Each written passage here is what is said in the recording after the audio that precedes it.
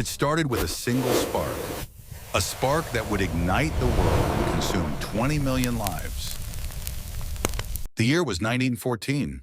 Europe was peaceful, economies were booming, and technology was advancing. No one expected a war.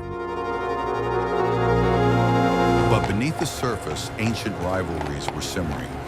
The great empires were sitting on a powder keg. Three cousins ruled the continent: King George of Britain, Kaiser Wilhelm of Germany, and Tsar Nicholas of Russia.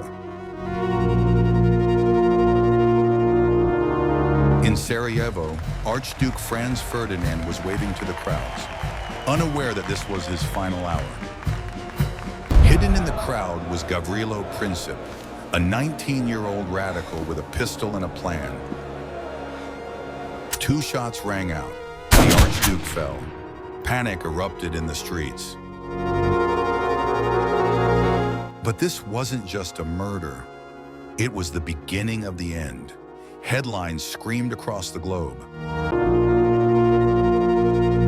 Like a row of dominoes, the great powers of Europe collapsed into war. Alliances dragged the entire world into the fight.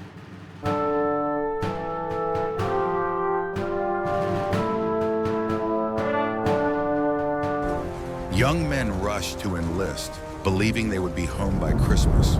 They were wrong. While soldiers dug in on the west, in the east, a different war raged. The Russian front was vast and freezing. Here the war was mobile. Cavalry charges still took place, but they were met with brutal German artillery. But the biggest enemy for Russia wasn't Germany, it was hunger. Millions starved, leading to a revolution that would topple the Tsar.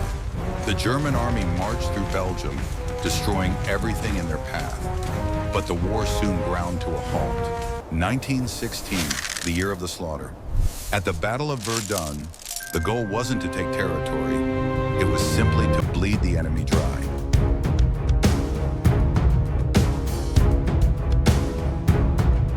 With neither side able to win, they dug. A 400-mile scar of trenches stretched across Europe.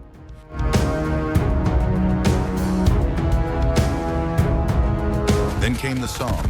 In a single day, the British Army lost 60,000 men. A generation wiped out in a few hours.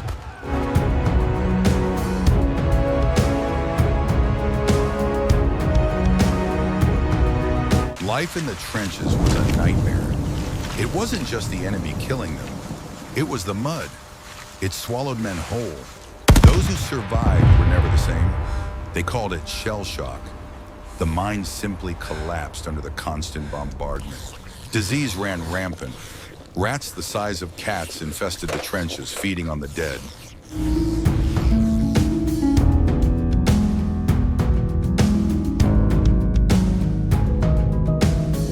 Yet for one brief moment in 1914, enemies became friends. The Christmas truce, but it would never happen again. Then came the whistle. Over the top! Over the top! Get those Thousands ladders of up, men let's go! climbed out to charge across no man's land.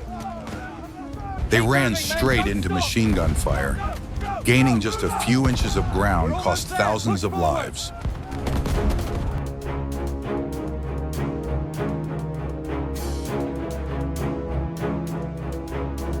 Generals fought a modern war with old tactics. The machine gun could wipe out a battalion in minutes.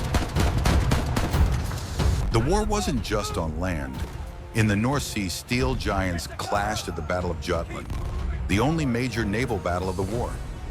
Meanwhile, in Turkey, Allied troops stormed the beaches of Gallipoli. It was a disaster. Thousands died on the sands, far from home.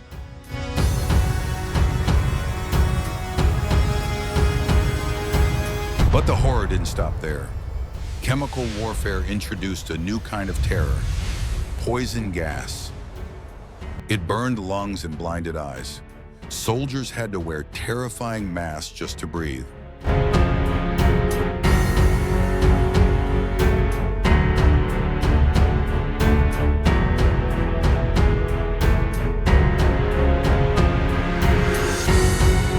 Then the monsters arrived: the tank, These steel giants were designed to break the deadlock.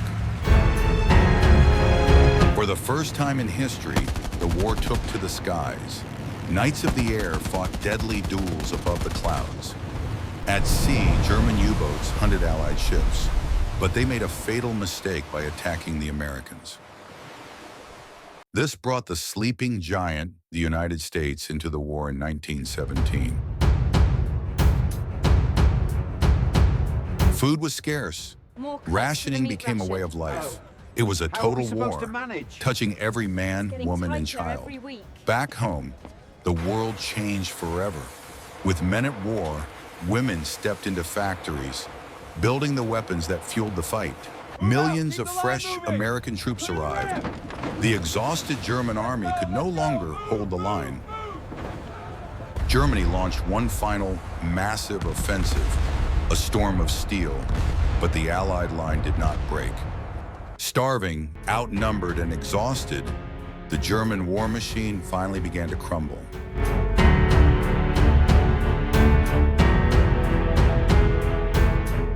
Finally, on the 11th hour of the 11th day of the 11th month, 1918, the guns fell silent. Men slowly emerged from the trenches. The silence was louder than the explosions. The Great War was over. But the cost was unimaginable. Empires had collapsed, and over 20 million people lay dead.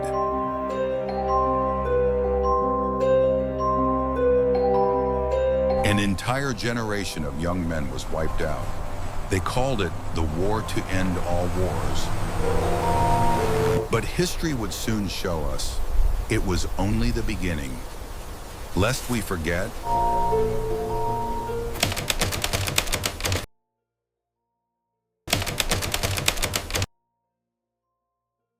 that German soldier nodded in thanks and walked away.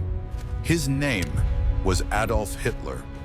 One act of mercy would later doom the world. Near the end of the war, a British soldier named Henry Tandy had a wounded German in his sights.